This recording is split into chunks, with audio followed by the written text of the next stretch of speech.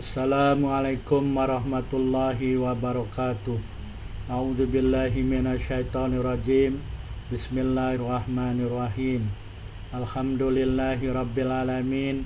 Wa bihi nasta'inu ala umurid dunya waddin. Asyhadu an la ilaha illallah wahdahu la syarikalah wa asyhadu anna Muhammadan abduhu wa rasuluh la nabiyya ba'dah. Allahumma shalli ala Muhammad wa ala ali Muhammad kama shallaita ala ali Ibrahim innaka Hamidum Majid. Allahumma barik ala Muhammad wa ala ali Muhammad kama barakta ala ali Ibrahim innaka Hamidum Majid. Subhanaka la ilma lana illa ma 'allamtana innaka antal alimul hakim. Rabbi shrah li sadri wa yassir li amri wahlul 'uqdatam min lisani yafqahu qawli. Amma ba'du. Dalam kesempatan ini saya mengajak dan mengingatkan diri saya sendiri, tuan-puan, bapak ibu, saudara dan saudari, untuk kita saling mengingatkan atau saling berpesan dengan kebenaran yang bersumber dari Al-Quran dan As-Sunnah. Tuan-puan, bapak ibu, saudara dan saudari sekalian yang dirahmati Allah Subhanahu wa Ta'ala, dalam video sebelumnya kita telah membincangkan mengenai keutamaan sholat wajib di awal waktu dan mazhab ulama dalam menyegerakan sholat subuh di awal waktu. Dalam kesempatan kali ini kita akan membincangkan menyegerakan sholat zuhur dan sholat asar di awal waktu.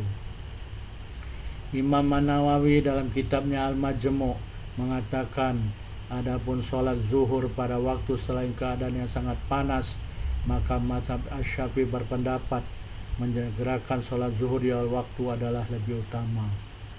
Jumhur ulama berpendapat juga dengan pendapat ini. Imam Malik berpendapat bahwa beliau lebih suka mendirikan sholat pada musim panas dan sejuk pada saat panjang bayangan sejengkal, sebagaimana Umar radhiyallahu anhu berpendapat.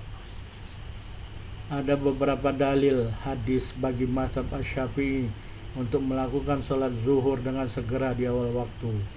Hadis yang pertama adalah hadis yang diriwayatkan dari Sayyar ibni Salamah.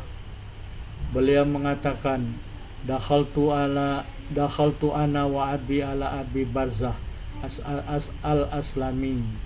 Faqala lahu abi, kaifa kana Rasulullah sallallahu alaihi wasallam yusallil maktubah?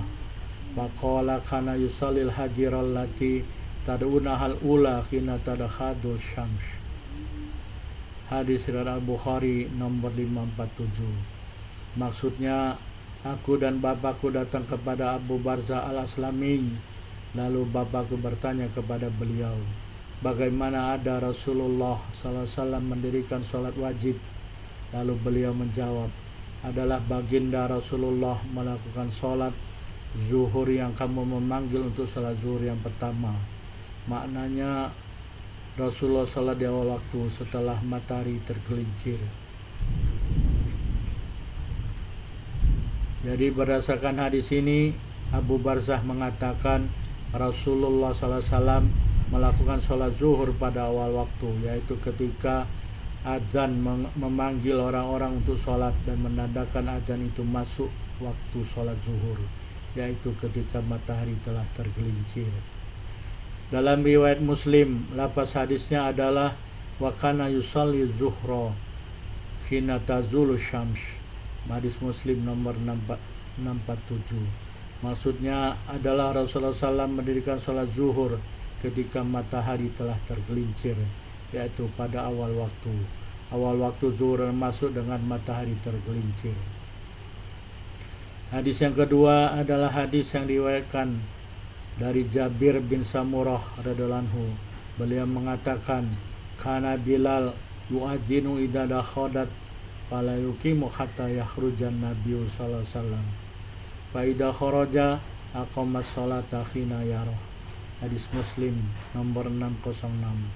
Maksudnya adalah Bilal radhiyallahu anhu melakukan adzan apabila matahari telah tergelincir, Ini adalah adzan menandakan masuknya waktu sholat zuhur dengan matahari tergelincir. Lalu beliau tidak melakukan iqamah sehingga Nabi SAW keluar. Apabila baginda Rasulullah SAW keluar, maka Bilal radhiyallahu anhu melakukan iqamah untuk sholat zuhur ketika beliau melihat Rasulullah SAW. Jadi ketika adzan matahari telah tergelincir, Bilal radhiyallahu anhu melakukan adzan dan beliau menunggu Nabi SAW keluar dari biliknya untuk masuk ke dalam masjid. Lalu apabila Rasulullah telah keluar dan Bilal melihat Rasulullah telah keluar untuk sholat zuhur, Bilal melakukan iqamah untuk mendirikan sholat zuhur. Maknanya hadis ini menunjukkan bahwa Rasulullah SAW sholat di awal waktu. Selanjutnya kita membincangkan mengenai menyegerakan sholat asar di awal waktu. Imam An-Nawawi mengatakan dalam kitabnya Al-Majmu', adapun sholat asar mendahulukannya pada awal waktu adalah lebih utama. Jumhur ulama berpendapat dengan pendapat ini. Ats-Tsauri, Abu Hanifah dan kalangannya berpendapat bahwa mengakhirkan sholat asar lebih utama selama matahari tidak berubah. Mereka berhujjah dengan firman Allah Subhanahu wa ta'ala dalam surat ke-11 Surat Hud ayat 114. Wa aqimis sholata tarafayin nahar. Maksudnya dan dirikanlah oleh kamu sholat pada dua ujung siang, yaitu sholat subuh dan sholat asar. Dalil hadis yang digunakan mereka adalah hadis yang pertama adalah hadis yang diriwayatkan dari Ali bin Syaiban radhiyallahu anhu. Beliau mengatakan, qadimna ala Rasulillah sallallahu alaihi wasallam al-Madinah fakana yuakhirul asr madamati syamsu bayda'u taqiyah.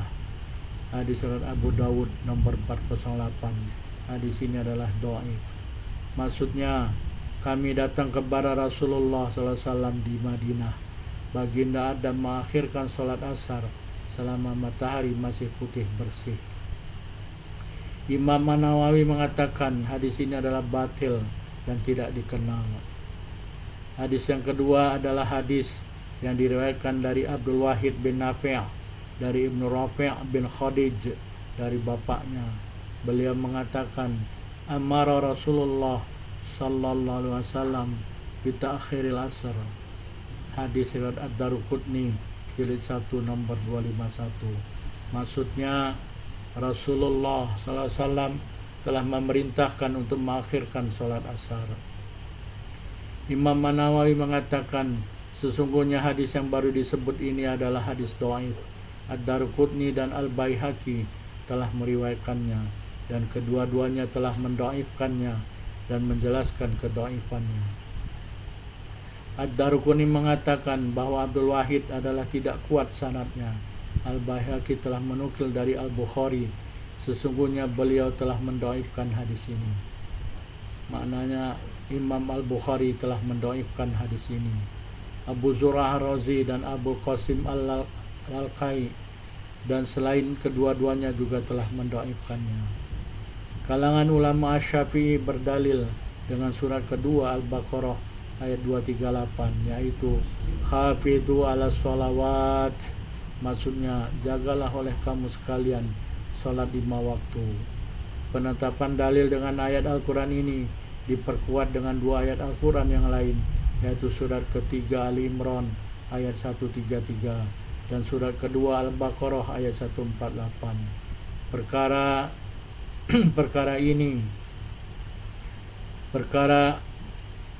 menjelaskan dalil Al-Quran untuk sholat di awal waktu ini. Ketiga-tiga ayat ini telah disebutkan terdahulu dalam menyegerakan sholat subuh di awal waktu. Adapun dalil hadis yang dijadikan sandaran bagi mazhab Asy-Syafi'i adalah hadis yang pertama yang diriwayatkan dari Anas bin Malik radhiyallahu anhu. Beliau mengatakan, kana Rasulullah sallallahu alaihi wasallam yusallil asr wa syamsu murtafi'atun khayyah fayadhabu dhahibu ilal awali fayatihim wa syamsu murtafi'ah wa ba'dul awali minal Madinah ala arba'ati amyalin aw nahwi. Hadis riwayat Al-Bukhari nomor 550, hadis Muslim nomor 621. Maksudnya adalah Rasulullah sallallahu alaihi wasallam mendirikan salat asar dan matahari masih tinggi dan panas. Lalu seorang pergi ke Al-Awali, suatu tempat, dan dia sampai di sana dan matahari masih tinggi. Jarak Al-Awali dari Madinah adalah 4 mil atau seumpamanya. Ulama mengatakan Al-Awali adalah satu negeri di Madinah. Jarak paling dekat antara kedua-duanya adalah 4 mil, dan ada yang mengatakan 3 mil. Jarak paling jauhnya adalah 8 mil. Hadis yang kedua yang menjadi dalil untuk sholat asar di awal waktu adalah hadis yang diriwayatkan dari Abu Umamah radhiyallahu anhu. Beliau mengatakan, "Shalaina ma Umar bani Abdul Aziz az-Zuhra, thumma kharajna hatta dakhalna ala Anas bin Malik fawajadnahu shallil asr faqultu ya ammi ma hadhihi shalah allati shallaita qala al-asru wa hadhihi salatu Rasulillah sallallahu alaihi wasallam allati kunna nusalli ma'ah." Hadis Al-Bukhari nomor 549 dan Muslim nomor 623. Maksudnya kami sholat zuhur dengan Umar bin Abdul Aziz, kemudian kami pergi keluar sehingga kami sampai kepada Anas bin Malik radhiyallahu anhu. Kami mendapati beliau mendirikan sholat asar. Lalu aku bertanya kepadanya, wahai Pak Cik, kalau bahasa Melayu, sholat apa ini yang telah kau lakukan? Beliau menjawab, sholat asar, dan sholat ini adalah sholat Rasulullah SAW yang kami sholat bersama baginda. Maknanya di sini Anas bin Malik melakukan sholat asar di awal waktu, dan beliau mengatakan, ini adalah sholat asar di awal waktu, sholat kami bersama Rasulullah SAW. Jadi maknanya sholat asar dalam hadis ini adalah sholat di awal waktu. Hadis yang ketiga yang diriwayatkan dari Rafi' bin Khadij radhiyallahu anhu, beliau mengatakan, "Kanna nusalli ma'an nabiyyi sallallahu alaihi wasallam al-asr, pananharu jazura, patuksamu asyraqisam, panaqulu lahman nadijan, qoblan taghrub asyams." Hadis Al-Bukhari nomor 2485, Muslim 625. Maksudnya, kami pernah sholat asar bersama Rasulullah SAW, lalu kami menjembelih seekor unta yang dagingnya akan dibagikan dalam 10 bagian. Lalu kami makan daging unta yang telah dimasak sebelum matahari terbenam. Jadi ini menunjukkan bahwa Rasulullah SAW sholat di awal waktu. Kemudian ada masa di antara sholat asar di awal waktu sampai matahari terbenam. Mereka gunakan untuk menyembelih seekor unta yang dagingnya dibagikan menjadi 10 bagian dan sebagian dimakan setelah dimasak sebelum matahari terbenam. Hadis ini menunjukkan bahwa Rasulullah dan sahabat melakukan salat di awal waktu. Hadis keempat adalah hadis yang diriwayatkan dari Anas bin Malik radhiyallahu anhu. Sungguhnya beliau mengatakan, "Shallalana Rasulullah sallallahu alaihi wasallam al-asr, falamma sarafa atahu rajulun min Bani Salimah faqala, ya Rasulullah, inna nuridu an nankhara jazura lana wa nahnu nuhibbu an tahduraha. Qala na'am, fantalaqa wa antalaqana ma'ah, fawajadna al-jazura lam tunhar, fanukhirat, thumma qutiyat, thumma tubikha minha, thumma akalna qabla an taghiba syams." Hadis riwayat Muslim nomor 624. Maksudnya Rasulullah SAW menjadi imam kami dalam sholat asar. Terkala baginda selesai sholat, seorang dari Bani Salimah datang kepada baginda dan mengatakan, "Wahai Rasulullah, kami berhasrat untuk menyembelih unta kami dan kami senang bahwa engkau hadir dalam penyembelihan itu." Baginda menjawab, "Ya." Baginda dan kami pergi bersama-sama dengan baginda, lalu kami mendapati bahwa unta itu tidak disembelih lagi. Lalu unta itu disembelih, kemudian dagingnya dipotong-potong dan dimasak, kemudian kami makan sebelum matahari terbenam. Hadis ini mirip dengan hadis yang sebelumnya, bahwa Rasulullah setelah sholat asar di awal waktu kemudian pergi ke Bani Salimah, ke rumah seorang laki-laki dari Bani Salimah, kemudian menyembelih. Di sana ada penyembelihan unta, Kemudian unta itu dipotong-potong dan dimasak. Setelah itu Rasulullah dan sahabat makan daging unta yang telah dimasak sebelum matahari terbenam. Ini menunjukkan bahwa Rasulullah sholat di awal waktu. Tuan-puan, Bapak Ibu, saudara-saudari sekalian yang dirahmati Allah Subhanahu wa taala. Kita telah sampai di akhir tausiah atau mudzakarah pada kesempatan ini. Terima kasih telah menonton video ini. Fastabiqul khairat, berlomba-lombalah dan bersegeralah dalam berbuat kebaikan. Subhanakallahumma wa bihamdika asyhadu an la ilaha illa anta wa astaghfiruka wa atubu ilaik. Wabillahi taufiq wal hidayah. Wassalamualaikum warahmatullahi wabarakatuh.